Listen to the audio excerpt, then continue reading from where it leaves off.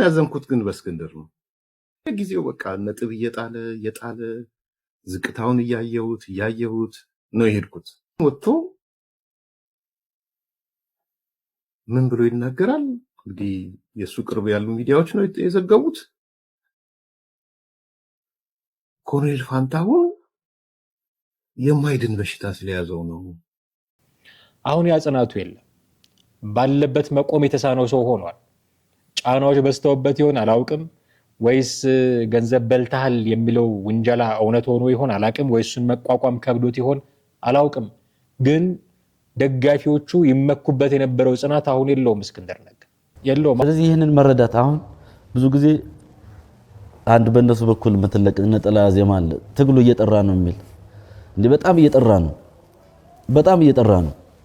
ምክንያቱም አቅም ያላቸው ለህዝብ ማሰብ የሚችሉ የክልሉን ህዝብ የሀገሪቱን ኢኮኖሚ ፖለቲካ እና አጠቃላይ የጂኦፖለቲክሱ መረዳት የሚችሉ የተማሩ ሰዎች የአማራ ህዝብ ትክክለኛ ተቆርቋሪዎች መጫወቻ ሜዳውን መቀየር አለብን። የአማራ ህዝብ ከዚህ በላይ ይሄንን ጦርነት መሸከም አይችልም፣ አፎርድ ማድረግ አይችልም። መታገያ ሜዳውን እንቀይረው ብሎ መጥቷል።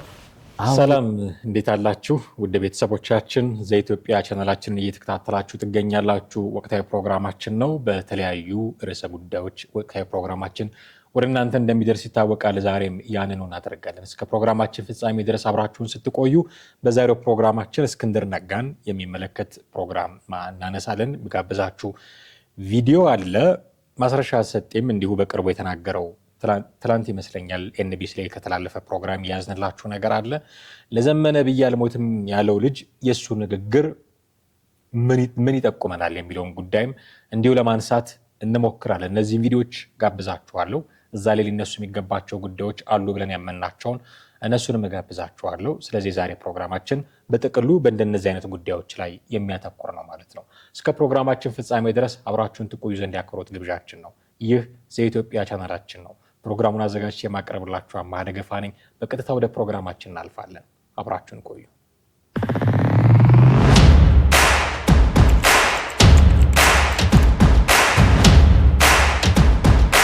እንግዲህ በመግቢያ ላይ ለማለት እንደሞከርኩት የእስክንድር ነጋን ጉዳይ እናስቀድማለን። ኮሎኔል ፋንታሁን ሞሀባው እጅ ከሰጡ በኋላ እጅ መስጠት ትክክለኛ አገላለጽ ላይሆን ይችላል። የአማራ ክልልና እነ ማስረሻ አፋሕድ በጥቅሉ ድርድር አድርገው ከመንግስት ጋር ለመስራት ከተስማሙ በኋላ በዛ ስምምነት መሰረት ከመጡ ሰዎች መካከል አንዱ ኮሎኔል ፋንታሁን ሞሀባው ናቸው። የኚህ ሰው ወደ መንግስት ጎራ መቀላቀልን ተከትሎ ሲሰጡ ከነበሩ ሀሳቦች መካከል አንዱ የእስክንድር ነጋ ሀሳብ ነው። እስክንድር ነጋ ሊድን የማይችል በሽታ አለበት፣ ለዛ ነው እጅ የሰጠው የሚል ምን እንበለው ምክንያት እንበለው ማለባበስ እንበለው ማስተዛዘን ማጽና እንዴት ልትወስዱት እንደምትችሉት አላቅም። እንደዚህ የሚል ድምፅ አጋራ አስተላለፈ። ይህንን ጉዳይ ኤርሚያስ ለገሳውን ትሰሙታላችሁ። እስክንድር ነጋ በየጊዜው እየወረደ ነው። እኔ ትክክለኛ ግምገማ ይመስለኛል። እስኪ ለመጀመሪያ ኤርሚያስን ሰምተ ነው እንመለስ። በጣም ያዘንኩት ግን በእስክንድር ነው። ጊዜው በቃ ነጥብ እየጣለ ዝቅታውን እያየሁት ነው የሄድኩት። ወጥቶ ምን ብሎ ይናገራል? እንግዲህ የሱ ቅርብ ያሉ ሚዲያዎች ነው የዘገቡት። ኮሎኔል ፋንታሁን የማይድን በሽታ ስለያዘው ነው ይገባል። የሞራል እኮ ጥያቄ አለ። በጣም ከባባድ የሞራል ጥያቄዎች አሉ። አይደብርም? እንደዚህ አይነት ጀስቲፊኬሽን ይዞ መምጣት። ያንተ ምክትል ሊቀመንበር የነበረ የወታደራዊ አዛዥ የነበረን ሰው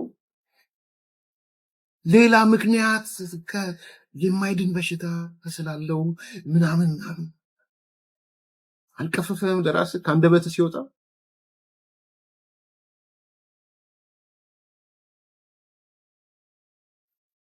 እሱ እነዚህ ኮሎኔሉ የፈጸሙት ክደት ቢኖርም ህመማቸው ማይድን ስለሆነ ከፍተኛ የጤና ችግር ስላለባቸው የጤና ክትትል ሰው ፈቅደሃል ማለት ነው። ወይም ደግሞ በሌላ አነጋገር ፍቃድ ሰጥተን የመጡት ኮሎኔሉ ይሄ ሁሉ ጥያቄ ነው። የሚያሳዝነውና የሚያሳፍረው ደግሞ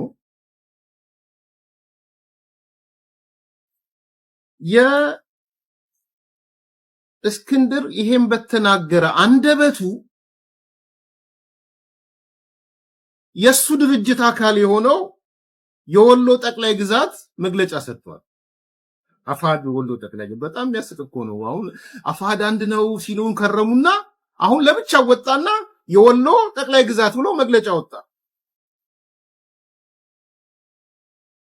የወሎ ጠቅላይ ግዛት ምን አለ? ሰርጎ ገብ አለው። ኮሎኔል ፋንታው ሙአባ ሰርጎ ገብ ጸረ ፋኖ አንድነት የአማራ አንድነት እየተጠናቀቀ በሚገኝበት ሰዓት ሰርጎ ገቦችን እየጠረግን ነው፣ ጸረ ፋኖ አንድነቶችን እየጠረግን ነው ብሎ ነው ያወጣልህ። ምንድን ነው የምትለው? እዚህ ጋር ያንተ ነው ይሄ አፋድ ወሎ ጠቅላይ ግዛት ያንተ ስር ነው ያለው። ቀረበ አፋድነት መናገር ምን አይነት ዝቅታ ነው በእናትህ? ስለዚህ አለ ኮሎኔል ፋንታውንን የአፋድ ወሎ ጠቅላይ ግዛት ከኃላፊነት አንስተናል፣ ከድርጅት እንዲታገድ ወስነናል። መግለጫ ቶሎ ተሯሩጦ እንትን ሲል ማለት ነው።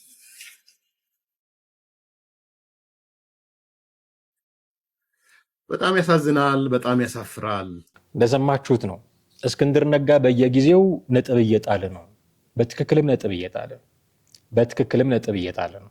ከዚህ በፊት እስክንድር ነጋ ይታወቅበት የነበረው ነገር እና ብዙዎች ምሳሌ ያደርጉት የነበረው ስለ እስክንድር ጽናቱን ነበረ። ታስታውሱ እንደሆነ እሱ በጣም ጽኑ ነው።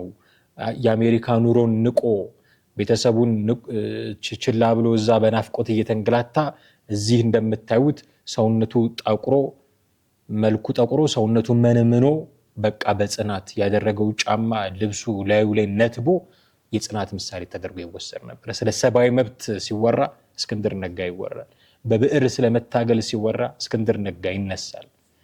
የሆነ ጊዜ ጀዋር መሐመድ አስታውሳለሁ እዚህ አዲስ አበባ ውስጥ ሆኖ እስክንድር ነጋ ይታገል በነበረበት ጊዜ ጀዋር መሐመድ ምን ይል ነበረ? የመንግስትን ሙቀት ምንለካበት ሰው አንዱ እስክንድር ነጋ ነው ይል ነበረ። ሁለቱ ሰዎች እንደምታውቁት በአቋም ጨርሶ የሚገናኙ ሰዎች አይደሉም። አንደኛው የዜግነት ፖለቲካን አሁን ለነገሩ የዜግነት ፖለቲካን ያቀነቅናሉ የእስክንድር ነጋ እርግጠኛ አይደለሁም። አማራ ብሎ ነው ጫካ የገባው። ግን ያኔ በወቅቱ የዜግነት ፖለቲካን ያቀነቅን የነበረ ሰው፣ አዲስ አበባ ይል የነበረ ሰው፣ ሌላኛው የብሔር ፖለቲካን ያቀነቅን የነበረ ሰው፣ ፊንፊኔ ሲል የነበረ ሰው ነበረ ጀዋር መሐመድ። ይሄ ልዩነቱን ተሻግሮ እስኪያደንቀው ድረስ ነበረ ጽናት የነበረው እስክንድር ነጋ። አሁን ያ ጽናቱ የለም። ባለበት መቆም የተሳነው ሰው ሆኗል። ጫናዎች በስተውበት ይሆን አላውቅም፣ ወይስ ገንዘብ በልተሃል የሚለው ውንጀላ እውነት ሆኖ ይሆን አላውቅም፣ ወይስ እሱን መቋቋም ከብዶት ይሆን አላውቅም።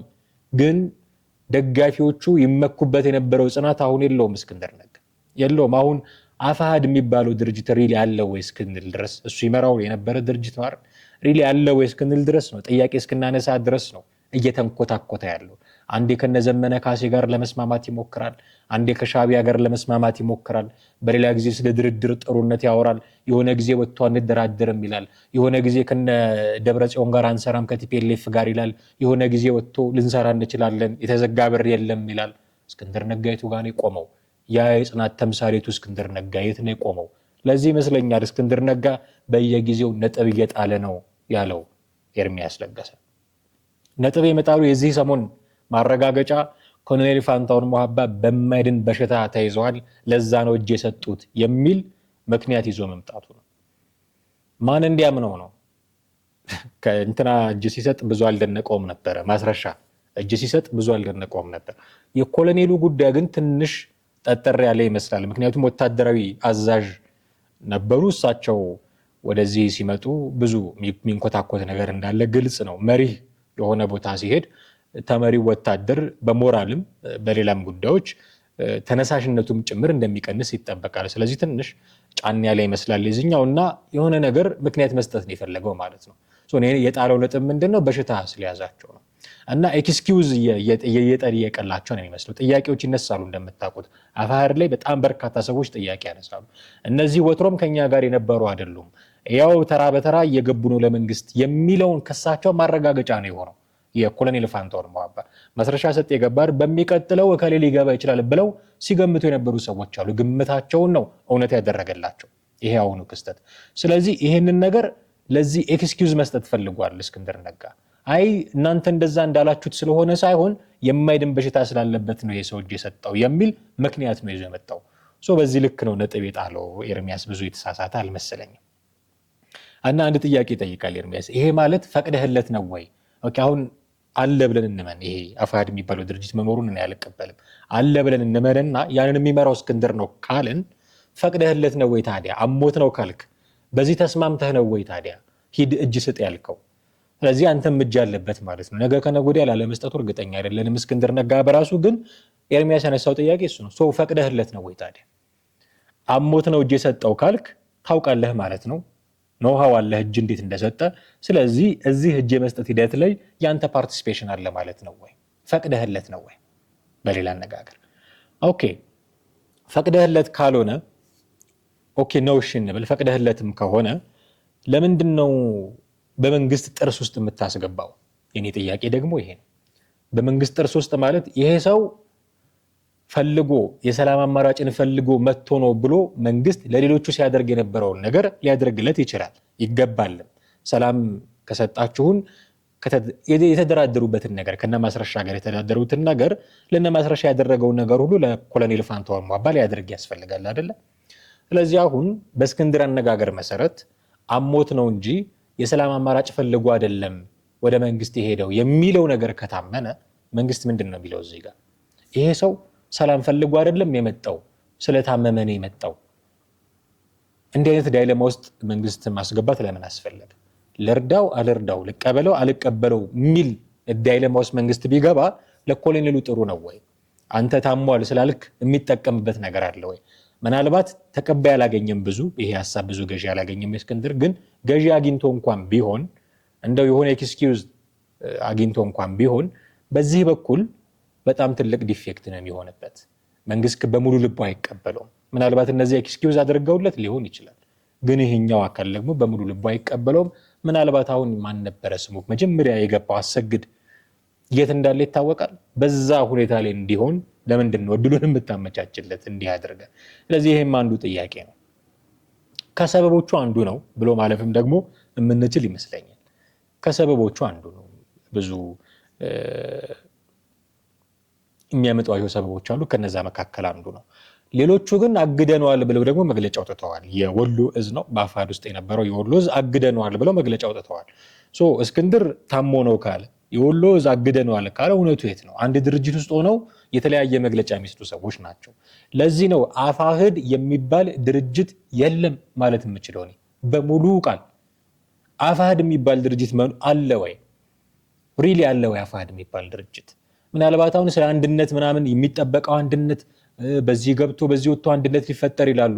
እኔ የሚፈጠር አንድነት ያለ አይመስለኝም አሁን ላይ ምንም። ምክንያቱም አፋሕድ የሚባል ድርጅት የለም፣ አፍተሮል የሚባል ድርጅት የለም። እስክንድር በታሞ ነው ይላል ስለ ኮሎኔል ፋንታሁን ሲያወራ፣ የወሎ እዝ አግደነዋል ይላል። ማስረሻ ለቋል። እንደምታውቁት ኮሎኔል ፋንታሁን አሁን ለቆ መጥቷል እና በጣም ብዙ በርካታ ወታደሮች ሌሎችን በየደረጃው ያሉ የፋኖ አመራሮች አለ ወይ? የቀሩት እዛ ምን ውስጥ ነው? አፋሕድ ውስጥ እስክንድር ነጋና ጌታ አስራደ ብቻ ናቸው። እነሱም ላለመምጣት ምናልባት ጭምጭምታዎች ይሰማሉ። አንድ አብዱ ሁሴን ናቸው፣ ዶክተር አብዱ ሁሴን ቅኔ መሰል ነገር ጽፈው ፌስቡካቸው ላይ ታቸዋል። የሆነ እንደዚህ ደሴ ምናምን እያሉ የጻፉት ነገር አለ። ምናልባት እዛ ንግግር ውስጥ እጅ የሚሰጡ ሌሎች ሰዎች አሉ ይሆን ብዬ እንድጠረጥር እያደረገኝ ነው። ከነዛ ከእጅ ሰጪዎች መካከል እነ እስክንድር ነጋ ላለመኖራቸውም እርግጠኛ መሆን አንችልም። በጥቅሉ ግን የኔ አቋም አፋሕድ የሚባል ድርጅት የለም በዚህ ሰዓት ብዬ ነበረ። እንዲሁም የተሻለ መዋቅር የነበረው ታስታውሱ ከሆነ አንድ የድምፅ መልእክት ወደ ሻቢያ ሰዎች ወደ ኤርትራ ሰዎች ሊላክ የነበረ የድምፅ መልእክት በራሱ በእስክንድር ነጋ የተነገረ የስልክ መልእክት ምን ነበረ የሚለው? ሄደህ ለሻቢያ ሰዎች ስትነግራቸው መልእክተኛውን እየላከ ነው እንግዲህ እስክንድር ነጋ። ሄደህ ለሻቢያ ሰዎች ስትነግራቸው እኛ የተሻለ አደረጃጀት አለን፣ የተሻለ ድርጅት አለን፣ በመዋቅር ጥሩ ነን የሚል አድቫንቴጅ ለመውሰድ የሚያስችል የድርጅት መዋቅር ነበራቸው አፋሕዶች። ፈራርሷል። አሁን የለም። እኔ አለ ብሎ ለመናገር የሚያስችል ቁመና ላይ አልመሰለኝም አፋሕድ። ለዚህ እና አሁን አንድነት የምትሉት ነገር አፋባ ብቻውን ወጥቶ ፋኖ ሆኛለሁ ሊለን ካልሆነ በስተቀር አሁን ከአፋር የሚዋሃደው አፋር የለም። ፓወር ባላንስ ሊሰራ ያንን ጥያቄ ሊጠይቅ የሚመጣ አፋር የለም። አሁን እስክንድር ነጋ ከነዘመነ ጋር ልዋሃድ እንኳን ቢል ማይኖሪቲ ራይት ይዞ ነው የሚገባው። በነ ዘመነ ካሴ አፐራንድድ ተደርጎ ነው የሚቀመጠው። የሆነ ቦታ ምናልባት ከሰጡት እንደዛ ካልሆነ በስተቀር ድርጅት የለውም። የሚዋጋለትም ኃይል ከዚህ በኋላ ያለው አልመሰለኝም። ስለዚህ አፋሕድ የሚባል ድርጅት ከሌለ የፋኖ አንድነት የሚሉት ነገር ዲስኩር ነው ማለት ነው። በቃ ዝም ብሎ ዲስኩር ነው። ኦኬ፣ ሌላኛው ምክንያት ምንድን ነው? እነ ኮሎኔል ፋንታሁን ሞሀባ ወደ መንግስት ገቡ እንደዚህ ሲባል እስክንድር ነጋ መጥቶ ስላመማቸው የማይድን በሽታ ስለያዘው ነው ምናምን አሉ። ሌላኛው ምክንያት ምንድን ነው? ከሚያነሷቸው ምክንያት እንኳን ሳይሆን እንኳን ሄዱልን አይነት ነገር በቃ አሁን ትግሉ እየጠራ ነው የሚል ንግግር ነው ሰሞኑን የምታዩት። ማስረሻም ሲወጣ እንዲህ ነው የሚሉት፣ ኮሎኔል ፋንታሁን ሲወጣም እንደዛ አሉ። ትግሉ እየጠራ ነው። ማስረሻ ይህንን እንዴት ነው የሚቀበለው የሚለውን ጥቂት ሰምተን እንመለስ። ስለዚህ ይህንን መረዳት አሁን ብዙ ጊዜ አንድ በእነሱ በኩል የምትለቅ ነጠላ ዜማ አለ፣ ትግሉ እየጠራ ነው የሚል እንዴ፣ በጣም እየጠራ ነው፣ በጣም እየጠራ ነው። ምክንያቱም አቅም ያላቸው ለህዝብ ማሰብ የሚችሉ የክልሉን ህዝብ የሀገሪቱን ኢኮኖሚ፣ ፖለቲካ እና አጠቃላይ የጂኦፖለቲክሱን መረዳት የሚችሉ የተማሩ ሰዎች የአማራ ህዝብ ትክክለኛ ተቆርቋሪዎች መጫወቻ ሜዳውን መቀየር አለብን። የአማራ ህዝብ ከዚህ በላይ ይሄንን ጦርነት መሸከም አይችልም፣ አፎርድ ማድረግ አይችልም። መታገያ ሜዳውን እንቀይረው ብሎ መጥቷል። አዎ እየጠራ ነው። ተላላኪው ደግሞ ብቻውን እየቀረ ነው። ሳያውቅ ሲደግፋቸው የነበረው ህዝብ ደግሞ እውነቱን እያወቀ ነው። አንደኛውም ይሄ ነው። ይሄ ሚዲያ አርሶ አደሩ በዚያ ልክ ከመደገፍ አቁሞ እነሱን ወደ መግጠም እየዞረ ነው ያለው። ትክክል አይደላችሁም ወደ ማለት እየሄደ ነው። አዎ እየጠራ ነው። ትግሉ እየጠራ ነው። ውስጥ ላይ ያለው እዚህም እዚያም ይሄ ቀኝ ምናምን የሚባለው ውስጥ ላይ ሆኖ እዚህም እዚያም ጥቅም አካብታለሁ፣ ቤት ሰራለሁ፣ መኪና ገዛለሁ፣ ቤተሰቦች እንደዚህ አደርጋለሁ የሚለው አካልም እየተጋለጠ ነው። ቀጣይ የሚሰሩ ሌሎች ስራዎች እንዳሉ ሆኖ ማለት ነው። እሱም ደግሞታል። በእርግጥም ትግሉ እየጠራ ነው። አዎ እየጠራ ነው። እነዛ አሁን ጫካ ያሉት እነ ማስረሻን እነ ኮሎኔል ፋንታሁን ሞሀባን ምንድን ነው የሚሏቸው? ወይ ባንዳ ነው የሚሉት ወይ ደግሞ ከሃዲ ነው የሚሏቸው። እነ ማስረሻ ደግሞ እነዛን ተላላኪ ነው የሚሏቸው። አሁን እኔ ነኝ ጥሩ ባንዳ፣ እኔ ነኝ ጥሩ ተላላኪ የሚል ሙግቱ ስለመግባት ካልሆነ በስተቀር ትግሉ እየጠራ ነው። ሁለቱም እኔ እየጠራ ምኑ ነው የሚጠራው? እነዛኞቹ ሲከዱባቸው ለመንግስት ሲገቡ ትግሉ እየጠራ ነው ይላሉ። እነዚህኞቹ ደግሞ በእርግጥም እየጠራ ነው፣ አሁን ገበሬው እየነቃባቸው ነው፣ እየተሸነፉ ነው ለማለት ሲጠቀሙበት አሁን ትግሉ እየጠራ ነው ይላሉ። ምኑ ነው የሚጠራው? ትግሉ ሲጀመር ምን ነበር ዓላማው? ትግሉ ሲጀመር ምን ነበር ማሳካት የፈለገው? ትግሉ ሲጀመር የት ነበረ መዳረሻው? ይሄንን በትክክል ሳታስቀምጥ ትግሉ እየጠራ ነው ምን ማለት ነው? ትግሉ እየጠራ ነው። ትግሉ የአማራ የህልውና ትግል ነው ካልክ የሚጠራ ነገር የለም። አሁንም እንደደፈረሰ ነው። ምክንያቱም ህልውናውን አደጋ ውስጥ የሚከት ጦርነት ነውና ጫካ ውስጥ እየተደረገ ያለው ህልውናውን አደጋ ውስጥ የሚከት ጦርነት ጫካ ውስጥ እየተደረገ ያለው እሱ ነው። ስለዚህ ምንም የጠራ ትግል የለም። አንደኛ። ሁለተኛ እየመጡ እጅ ስለሰጡ ትግሉ እየጠራ ነው። አይ ዶንት ቲንክ ጃልሰኝ የሚባል ሰው ከኦሮሚያ ክልላዊ መንግስት ጋር ተስማምቶ ስልጣንም የተወሰነ አግኝቶ የሰላም ድርድር ስላደረገ ኦሮሚያ ክልል ሰላም አልሆነም። የጠራ ትግል የለም። አሁንም ጦርነት ውስጥ ነው። ተመሳሳዩን ነገር ነው አማራ ክልል እያደረገ ያለው። ቢሆንለት ጥሩ ነው። እኔ ለምን አመጣቸው አይደለም፣ ጥሩ ነው። ግን ጠርቶ የጨር ያለቀ ነገር አይደለም። ቢሆንለት ቢሳካለት ሁሉንም ጠቅልሎ ቢያመጣ ያኔ በቃ ሰላም ትግሉም ጠርቷል እንላለን። ምክንያቱም የህልውና ትግል ነው ካድን በህልውናው ቆይቶ ለሌሎች ነገሮቹ ይታገላል ማለት ነው። ህዝቡ የጠራ ትግል ይሆናል። አሁን ባለው ሁኔታ ግን እንደዛ አይደለም። የሚመጣ አለ፣ እዛም ይዋጋ አለ። ውስብስብ ያለ ነገር ነው። እከሌ ሲሄድ ባንዳኔ ይሉታል፣ የለም ተላላኪ ነው ብሎ ይመጣል። ምኑ ነው የጠራው? የጠራ ትግል ነው። እነዛኞቹ ሲከዱባቸው እኛ እያጠራ ነው ትግላችን አሁን መስመር እያያዘ ነው ሲሉ እነዚህኞቹ ሲመጡ ያኛው እየጠራ ምኑ ነው የጠራው? ምኑ የትኛው ትግል ነው የጠራው? የህልውና ትግል ብላችሁ ያላችሁት ነገር አሁንም አማራውን በማንነቱ ከመገደል አላዳነውም። እዛው ክልል ውስጥ እየሞተ ነው። ምኑ ነው የጠራው? ምኑ ነው የጠራው? የት እንደርሳለን ብላችሁ ጀመራችሁት ነው? መጀመሪያ እሱን እናንሳ። የት እንደርሳለን ብላችሁ ጀመራችሁት? መንግስት እንሆናለን ብላችሁ ጀመራችሁት? የፌዴራል ነው የክልል ነው ምን እናደርጋለን ብላችሁ የጀመራችሁት? ሲብኳካ አይደለም እንደ የከረመው አንዴ ከሻቢያ አንዴ ከቲፒኤልኤፍ አንዴ ከነጃልመሮ አንዴ ከነጃዋር መሐመድ እያለ ሲብኳካ የከረመው ሁሉ ተነስቶ ብድግ ብሎ ትግሉ እየጠራ ነው። ምኑ ነው የጠራው? በምን አጠለላችሁት? በምን አጠራችሁት? አሁንም እኮ ትልቁ ልዩነታችሁ ከቲፒኤልኤፍ ጋር እንስራ ነው። ይሄ ሳይጠራ ትግሉ ጠራ። አሁንም እኮ እዛ ውስጥ ነው ያላችሁት። አፋሕድና አፋባ አንድ እንዳይሆኑ ያደረጋቸው ትልቁ ምክንያት ህወሓት ነው። የጠራ አቋም እዛ ላይ ሳትይዝ ትግሉ እየጠራ ነው ብትል ማን ነው የሚሰማህ? ከየት ወዴት ነው የሚጠራው? ስለዚህ እዛ ጫካ ያሉ ሰዎች ትግሉ እየጠራ ነው ሲሉ ይህንን ከግምት ውስጥ ማስገባት አለባቸው። አዲስ አበባ ከተማ ተቀምጠው ስቱዲዮ ውስጥ ነው ትግሉ እየጠራ ነው የሚሉ ሰዎችም ምኑ ነው የጠራው? እናንተ ብቻ ስለመጣችሁ ጠራ ወይ? እናንተ ብቻ ስለመጣችሁ ኢሚዲየትሊ ሰላም መጣ ወይ? እናንተ ብቻ ስለመጣችሁ የሚሞተው ሰው ቀነሰ ወይ? አሁን ውጊያ የለ ይሆን? አሁን የድሮን ጥቃት የለ ይሆን? አሁን በዲሽቃ የሚዋጋ የለ ይሆን? ምሽጎ ከመከላከያ የሚታኮስ የለ ይሆን? ምኑ ነው የጠራው? ምናልባት እየለየነው ሰው ገበሬው እያወቀ ነው ትሉ ይሆናል። ገበሬው ስላወቀ ከመሞት ዳነ ወይ? ምኑ ነው የጠራው? ገበሬው ስላወቀ ከመታገት ዳነ ወይ? ገበሬው ስላወቀ ገንዘብ ከመክፈል ዳነ ወይ? አሁን እንደ ልቡ ይንቀሳቀስ ይሆን? በአማራ ክልል ምኑ ነው የጠራው?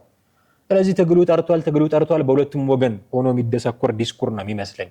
እንዲጠራ ከፈለጋችሁ ኢሚዲየትሊ ድርድር ጀምሩ፣ ሁሉን አቀፍ የሆነ እናንተ ኦኬ እሺ መታችኋል እነ መስረሻ ሰጤ፣ እዛ ያሉት ግን ገና ናቸው። ስለዚህ እነሱ ባሉበት ሁኔታ ትግሉ ጠርቷል የምንለው ነገር አይደለም፣ አብራችሁ የጀመራችሁት ነገር ነው። መስረሻ መርሳት የሌለበት ነገር ከግራና ከቀኙ አስረስ ማረ ዳምጤንና ዘመነ ካሴን አስቀምጦ የጀመረው ነገር ነው ራሱ። ከዚህ በፊት እኮ ተናግሮታል። ቀላል ነው አምጥቶ ማሳየት። ለአማራ ህዝብ የሰራው ትልቁ ውለታ ዶክተር አብይ አህመድ ሀገር መምራት እንደማይችሉ ማሳየቴ ነው ብሎ የጀመረው ትግል ነው። እንዲህ ብሎ የጀመርከው ትግል አሁን ከመንግስት ጋር ስለገባ ጠርቶ አልቋል ልትል አትችልም። ገና አልጠራም። መጥራት ያለበት ብዙ ነገር አለ። ምክንያቶቻችንን ግን እንደው በወጉ ብናደርጋቸው ብዬ ነው። ቅድም አፋሕድ የሚባል ድርጅት የለም አይነት አቋም ሳራምዳ ሰምታችሁኛል። አፋሕድም ወደዛ እየሄደ ነው ወይ የሚል ጥያቄ እንድናነሳ የሚያደርጉን እና ሰሞኑን ደግሞ በጣም መነጋገሪያ ከሆኑ የድምፅ መልእክቶች አንዱን እስኪ ሰምተን እንመለስ። ባለፈው ብዙ ነገር አውርቼሽ ነበር። ብዙ ነገር እቺ ማለት ገብርሸትን በዛ ልክ የተቃወምክ ሰው እየገረመኝ እኮ ያው ለትግሉ ላይ ያዝጉስ ነው የቆየሁት እና ሁሉ በቲፎዞ ነው፣ ሁሉ በምናምን ነው። ምን ማድረግ ነበረብኝ? ጊዜና እንትን መጠበቅ ነበረብኝ። ጥያቄ ታዲያ ገብርሸትን ያን ጊዜ ለምን ተቃወምከው? በዛ ልክ ቻኮለ ብዬ ነው መታገስ ነበረበት ብዬ ነው። ግን ከዛሬ ነገ እነዚህ ሰዎች ካልተስተካከሉ እንዴት አብሬን ይቀጥላል? እነማን ናቸው የሚስተካከሉት የምትላቸው? ራሱ ዘመነ ካሴ ራሱ ምኑን ነው የሚስተካከለው? ዘመነ ካሴ እሱን በዝርዝር አወራሻለሁ ማለት አሁን ጽፈሽ ስራ ይወጣ ያለው። እሺ ምንሽ በአንዴ በደቂቃዎች ማወራሽ እንትን አይደለም ማለት ዘመነ ካሴ ነው ወይ ትግሉ ማለት ነው? ዘመነ ካሴ አንድ መሪ ነው። መሪ ነው። ጉባ እንደ መሪው ነው ማለት በሱ ስር ያሉት ተመሳሳይ ነው። አሁን ተረጋግጬ ምናምን ማውራሽ ሰዓት አይደለም። የጻፍሽው ነገር ስላየው ነው የጻፍኩት። ምን እንደሆነ ልንገርህ። የጻፍኩት የከዳሃው ወይ እጅ ሰጠኸው ተበድለህ ነው ወይ ችግር ስላለ ነው? ችግር የሌለበት ትግል የለም። እኔ ግን ትናንትና አንድ ያንተ ጓደኛ የሆነ ሰው እስከ ማታ ድረስ ለኔ ጋር ስናወራ እንደዛ አይነት ነገር ላይ አልነበረም እጂ ምንድነው በጥላት እንደተከበበ ምናምን ነው የሚያወራው። ቤተሰቡ ጋር አልሰማችም ባለቤቱ የሚል መረጃ ስለደረሰኝ እንጂ የእውነት ከርተ መሆኑን ስላወቅኩ አይደለም። በነገራችን ላይ እኔ እስካሁን ድረስ ጥያቄ አለኝ የእውነት ከርተሃል ብዬ ስላላመንኩ። ለምን መሰለሽ ቤት ማንም ስለ ነገር እርግጠኛ አይደለም።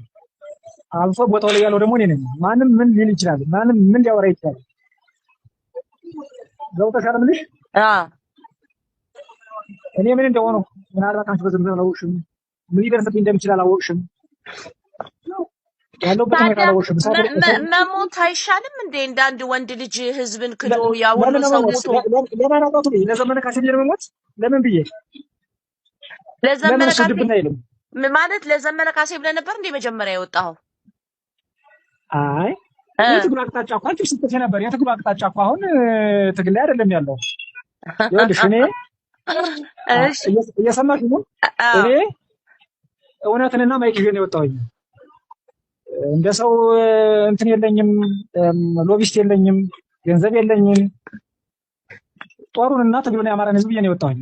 እንዴት ገንዘብማ ነበረህ እኮ። እኔ እኮ ከባለ ሀብቶች ራሱ የወሰድከውን እኮ ገንዘብ አውቃለሁ። እንደውም በዚህ ህዝብ በጣም ነው የነገድከው እንጂ አይ ቤቲ አንቺ ነገር ደግሞ በቃ እንደው የገዛ አይደለም። ለምን መሰለህ እንዴ እስከሚበቃ ድረስ ከነገድክ በኋላ እንደገና በሐቀኝነት ለህዝብ የቆሙ ጀግኖችን መወንጀል ማለት ምን ማለት ነው ይመስልሃል? እኔ አሁን ይሄንን መቀበልህ ለአንተ እና ለምን መሳት አዝማሪ አይደለሽ አንቺ አልተማርሽ። ሰማችሁት? ለዘመነ ብዬ አልሞትም ሲል ይሄ ጥያቄ እያቆጠቆጠ ከመጣ አፋብኃ ላይ ማነው አፋሕድ ላይ የተጋረጠው ነገር አፋብኃ ላይ የሚጋረጣል ማለት ነው። ከእንደዚህ ነው የጀመረው። እነ ጌጥዬ ያለ ወጥተው ነበረ ከአፋሕድ። ይሄም ጋዜጠኛ ከአፋብኃ ወጣ። ከዛ ለምንድን ነው የማትሞተው? ትግል አይደል እንዴ? ችግር የሌለው ትግል አለ እንዴ ትለዋለች ዘፋኟ። ለማን ብዬ ነው የምሞተው? ለዘመነ ብዬ ነው የምሞተው። አሁን ትግሉ ለዘመነ ተብሎ ነው ማለት ለህዝብ ተብሎ አይደለም ማለት። እዛ ሌብል እያደረገ እኮ ነው። እዛ ጫካ ያሉት ሰዎች የሚሞቱት ለህዝብ ሳይሆን ለዘመነ ነው። ይሄ ቲፒኤልኤፍ ላይ የሚነሳው ጥያቄ ከአሁን በኋላ ለአዛውንት ፖለቲከኞች ተብሎ የሚሞቱ ወጣቶች የሉም የሚል የሆነ ሀሳብ እየገነገነ ነው አይደል? ትግራይ ክልል ውስጥ ያ ነገር ነው አፋብኃ ውስጥ የመጣው። ለዘመነ ካሴ ብዬ ነው ያልሞትም ቃል በቃል ያለው ነው። ሰምታችሁታል ድምፁ። ትግሉ እውነት መስሎኝ ነበር ይላል። እንደው እውነት መስሎኝ ነበረ ትግሉ፣ በኋላ ግን ሳይው ለሆነ ሰው መታገል ደረጃ ተደርሷል። ስለዚህ ለምን ብዬ ነው የምሞተው? ነብሴንማ አልሰጥም ለዘመነ ካሴ ብዬ ይላል። ከዛ እሷ ደግሞ ምን ትለዋለች? ብር እኮ ወስደሃል፣ ከባለ ሀብት ብር ወስደሃል። ትግሉ ይሄ ነው በነገራችን ላይ። በቃ የፋኖ ትግል ይሄ ነው። ስፔሲፊካሊ የፋኖ ትግል ያልኩት ስለሱ እያወራን ስለሆነ፣ ሌሎች ቦታዎች ያሉ ነገሮች ዳይሬክትሊ ከገንዘብ ጋር የተገናኙ ናቸው። ኪሳቸውን ለመሙላት የሚጥሩ ሰዎች፣ የሆነ ህይወታቸውን ለመቀየር የሚጥሩ ሰዎች የገቡበት እየሆነ መጥቷል። ሲነሳ ጥሩ ነበረ፣ ጥሩ ዓላማዎች ነበሯቸው። እኔ ጥሩ ነበር ያልኩት ጥያቄዎቻቸውን ነው። ያንን ጥያቄ ለመፍታት ሄዱበትን መንገድ አልቀበልም። በጦርነት የሚፈታ መንገድ የለም ብዬ ስለማምን ያንን አልቀበልም። ግን ጥሩ መነሻዎች ነበሯቸው። አሁን ግን ሄዶ ጥያቄዎቻቸው ሺፍት አድርገዋል እና ከገንዘብ ጋር የተገናኘ ኬላ ላይ ገመድ ዘርግቶ ከማገት እና የሚያልፉ መኪናዎችን ገንዘብ ከመቀፈል የዘለለ ትግል አልሆን እያለ ስለሆነ ማለት ነው። ስለዚህ ከባለ ሀብት ብር ተቀበልሃል ትለዋለች። አትሰሚኝም እንዴ ይላታል። ደግሞ አትረጅኝም አልረዳህም ስትለው ስላልተማርሽ ይላታል። እርስ በርስ መሰዳደብ፣ እርስ በርስ ሌብል መደራረግ፣ እርስ በርስ መናቆር ሆኗል አሁን የፋኖ ትግል። ብዙ ጊዜ እንደምንለው የህዝባዊ ስብሰባዎች ላይ አንዱ ሰው ሲናገር ሰምታችሁታል። በመከላከያ ጥይት ከሞተው ይልቅ በፋኖ በራሱ የሞተው ይበልጣል የሚል ነገር ሲናገር፣ እርስ በርስ መጋደል ነው የነሱ ስራ። አንዱ ላይ ጣት መቀሰር ነው። ስለ አንድነት ሲያወሩ 7-6 ወር ይፈጃሉ፣ በ6 ቀን መልሰው ይጣላሉ። መጣላት ብቻ አይደለም፣ ይሄ ቦታ የኔ ነው፣ ኬላ ዘርግቼ ቀረጥ የምሰበስበው ግብር የማስከፍለው እኔ ነኝ በሚል ይታኮሳሉ፣ ይሞታሉ። የአርበኛ መሳፍንት ልጅ በቅርቡ መገደሉን እናውቃለን፣ በራሳቸው ችግር ጥል ምክንያት ማለት ነው። ስለዚህ የረባ እንቅስቃሴ እንኳን አያደርጉም። አፋብኃም በተመሳሳይ እንዳፋሕድ ወደ መፍረስ እየተንደረደረ ያለ ይመስለኛል። ወደ መፍረስ እየተንደረደረ ያለ ነው ይመስሉ። ይሄ ነው የፋኖ ትግል። ለአማራ ህዝብ ጠብ ያደረገለት ነገር የለም ብለን ስንናገር እንዲህ እየሆናችሁ ስለሆነ ነው። ለምንድን ነው ከትግሉ ከድተህ የወጣኸው ትለዋለች። እሱ ሰላምን መምረጡ ለነሱ መክዳት ስለሆነ ማለት ነው። ጥሩ መስሎኝ ነበረ መጀመሪያ ትግሉ ጥሩ መስሎኝ ነበር። አሁን ግን ለዘመነ ካሴ ብዬ አልሞትም፣ ለዘመነ ካሴ ብዬ አልሞትም። ስለዚህ ለዘመነ ተብሎ የሚደረግ ውጊያ፣ ለዘመነ ተብሎ የሚደረግ ትግል አለ ማለት ነው ፋኖች ውስጥ። ይሄ ለአማራ ህዝብ ይጠቅመዋል ወይ? ይረባዋል ወይ? የአማራን ህዝብ ሪሊ ይጠቅመዋል ወይ? ይሄ ቆም ብሎ ማሰብ የሚገባን ጊዜ አሁን ነው ምለውም ለዚህ ቆም ብሎ ማሰብ ያስፈልጋል። ሪሊ ህዝቡን ለመጥቀም ከሆነ ጫካ የተገባው ሪሊ ህዝቡን የሆነ ደረጃ ለማድረስ ተብሎ ከሆነ ጫካ የተገባው ጫካ የገባችሁበት መንገድ ልክ አይደለም። ይሄውም እንደምንሰማው ለእስክንድር ብሎ የሚዋጋ ለዘመነ ብሎ የሚዋጋ ለሆነ አካል ብሎ የሚዋጋ ሰው ነው የተፈጠረው። በቃ ፋኖ እንዲህ ሆኗል። ወይ ደግሞ ውጭ ሀገር ላሉት ሚዲያ ላላቸው ሰዎች እነሱን ለማስደሰት እነሱ ሰበር ዜና እንዲሰሩ ተብሎ የሚዋጋ ነው ያለው። ለህዝቡ ብሎ የሚዋጋ የለም። ለወልቃይት ብሎ የሚዋጋ አለ፣ ለራያ ብሎ የሚዋጋ አለ። ለወልቃይት ብሎ ቢዋጋ ኖሮ እኮ ከቲፒኤልኤፍ ጋር አይሰራም ነበር። ወልቃይት በረሳሽ ቀኝ ትርሳኝ ብሎ በመላው አማራ መፈክር ይዞ ቀኝ እጁን እየወዘወዘ ሰልፍ የወጣ ሁሉ አሁን ስለ ወልቃይት የኮሎኔል ደመቀ ዘውዱ ርስት አድርጎት ቁጭ ብሏል። እንደውም ከነ ኮሎኔል ደመቀ ዘውዱ ጋር ለመፋየት ራሱ ቀነቀጠሮ የሚጠብቅ ነው። ኮሎኔል ደመቀ ዘውዱን ባክግራውንዳቸውን አጥንቶ አይኝ ትግሬ ናቸው ብሎ ሌብል አድርጎ ሁሉም የሚንቀሳቀስ ነው። የተከዜ ዘብን የሚነቅፍ ነው። በአማራ ክልል ገብቶ ሰው ሊጨርስብን ይችላል ብሎ የሚፈራ ነው። ይሄ ነው ወይ ለህዝቡ ትግል የሚታገል ለህዝቡ ሲል የሚታገለው? በዚህ ደረጃ ወርዷል ትግሉ። ወርዶ እዚህ ደረጃ ደርሷል። ስለዚህ ቆም ብሎ አስቦ ለህዝቡ ምን እየሰጠን ነው ብሎ የሚጠይቅበት ጊዜ ላይ የደረሰ ይመስለኛል። ለዛ ነው ልክ እንደ አፋሕድ ሁሉ አፋብኃም የመፍረስ የመበታተን አደጋ ላይ ነው። በስትራክቸር ደረጃ ቅድም እንዳልኩት ከአፋብኃ ባይፋር የተሻለ ነበር አፋሕድ። ያ ከፈራረሰ ብዙም መዋቅር የሌለው አፋብኃማ እንዴት ያፈርስ? አንድ መሪ መምረጥ አቅቷቸው 13 መሪ መርጠው ነበር ታስታውሳላችሁ። ይሄ በመካከላቸው ያለውን አለመግባባት የሚያሳይ ነው። አለመስማማት፣ አለመተማመን የሚያሳይ ነው። እዚህ አለመተማመን ላይ ለዘመነ ካሴ ብዬ አልሞትም የሚል መግለጫ የሚሰጥ ሰው ከመጣ ነገ ከነገ ወዲያ ይፈርሳሉ ማለት። ስለዚህ ስለ አንድነት አታውሩ። ይሄ ቀልድ ነው ማለት ነው። እየተበታተነ እየተበጣጠሰ ያለ አካል። ስለዚህ ነገ ከነገ ወዲያ ዘመነ ካሴም የድርድሩን ተቀብሎ እጅ ሰጠ ሲባል እንሰማ እንችላለን። ወይ ደግሞ ሰሞኑን በተለያዩ ሚዲያዎች ማለት የማህበራዊ ሚዲያ ላይ እንደምንሰማው ወደ ውጭ ሊወጣ ነው ወጣ እንደዚህ የሚሉ ጉዳዮች አሉ። እሱም እውነት ሆኖ ልናገኘው እንችል ከሆነ አላውቅም። ግን የረባ ትግል እያደረጉ እንኳን አይደለም እነዚህ ሰዎች አንድነትን ሊፈጥሩ እንኳን አልቻሉም። ቅድም እንዳልኩት 6 እና 7 ወር ስለ አንድነት ሊያወሩ ይሰበሰባሉ። በ6 እና በ7 ቀን ግን ተመልሰው ይበተናሉ። ይሄ ደግሞ የአማራ ክልልን የማይቆም አዙሪት ውስጥ ከቶታል። የውጊያ፣ የግጭት፣ የጦርነት፣ የሞት አዙሪት ውስጥ ከቶታል። አይጠቅመውም። ስለዚህ መቆም አለበት። በድርድር በሰላም ንግግር አንዳች መፍትሄ ሊበጅለት ይገባል። ፖለቲካዊ መፍትሄ እንጂ ወታደራዊ መፍትሄ ሊፈልግ አልመሰለኝም የክልሉ ችግር ለማለት ነው። ውድ ቤተሰቦቻችን እናንተ ምን ትላላችሁ? ምን ሐሳብ አላችሁ? የትኛውንም ሐሳብ ወደኛ ብትልኩ ይደርሰናል። በስልክ መስመራችን ልትደውሉልን ትችላላችሁ። አሊያም ከታች ባለው የሐሳብ መስጫ ሳጥን በኩልም ልታቀብሉን ትችላላችሁ። የትኛውንም አይነት ሐሳብና አስተያየት በጨዋነት ብታካፍሉን ለሚቀጥሉት ፕሮግራሞቻችን ግብአት ይሆነናል። እሱን ማድረጋችሁን አትዘንጉ። የዛሬው ፕሮግራማችንን እዚህ ላይ እናበቃለን። አማሃ ደግፋ ነበርኩኝ አብሬያችሁ ቆይታ ያደረኩት። በሚቀጥለው ክፍለ ጊዜ በሌላ ርዕሰ ጉዳይ ደግሞ እንዲሁ እንጠብቃችኋለን። ቻናላችንን ሰብስክራይብ አድርጉ፣ የደወል ምልክቱን ተጫኑ። እንዲህ ያሉ ቪዲዮዎች ደግሞ ብዙዎች ጋር እንዲደርሱልን ሼር እና ላይክ በማድረግ ትተባበሩን ዘንድ በአክብሮት እንጠይቃችኋለን። ይህን ሁሉ ስለምታደርጉልን ግን አስቀድመን ልባዊ ምስጋናችንን ልናቀርብላችሁ እንወዳለን። ጤና ይስጥልን።